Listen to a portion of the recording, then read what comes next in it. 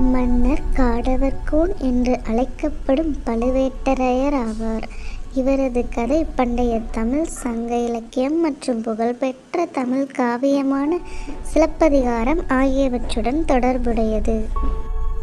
இதிகாசத்தின்படி சங்க காலத்தில் வஞ்சி நகரில் உள்ள சேர சாம்ராஜ்யத்தை மன்னர் பழுவேட்டரையர் ஆண்டார்.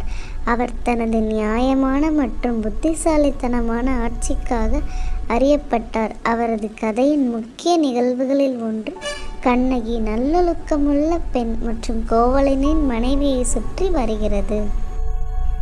பணக்கார வணிகரின் மகனான கோவலன் மாதவி என்ற நடனக் கலைஞரை காதலித்து மணந்து கொள்கிறான். இருப்பினும் பல்வேறு சூழ்நிலைகளால் அவர் தனது செல்வத்தை இழந்து தனது விசுவாசமான மனைவி கண்ணகியிடம் திரும்புகிறார். கோவலன் அரசியின் கொலுசை திருடியதாக தவறாக குற்றம் சாட்டப்பட்டு பாண்டிய மன்னனால் அநியாயமாக தூக்கிலிடப்படும் போது அவர்களுக்கு துரதிர்ஷ்டம் ஏற்படுகிறது. கண்ணகி துக்கத்தில் மூழ்கி நீதியான கோபத்தால் நிரம்பியவள் திருடப்பட்ட கொலுசின் மற்ற பாதியை காண்பிப்பதன் மூலம் தன் கணவனின் குற்றமற்ற தன்மையை நிரூபிக்கிறாள்.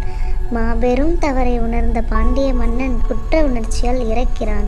அநீதியால் கோபமடைந்த கண்ணகி மதுரை நகரத்தையே ஒரே பார்வையில் எரித்து அழித்து விடுகிறாள்.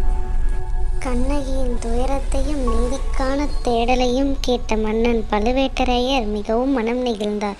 கோவலனின் நிரபராதியையும் மதுரையில் நடந்த அநீதியையும் அங்கீகரிக்கும் நீதியும் கருணையும் கொண்ட அரசனாக சித்தரிக்கப்படுகிறார். பழுவேட்டராயரின் கதை தமிழ் இலக்கியத்தின் குறிப்பிடத்தக்க பகுதியாகும். நீதி மற்றும் அநீதியான செயல்களின் விளைவுகளை இது விளக்குகிறது.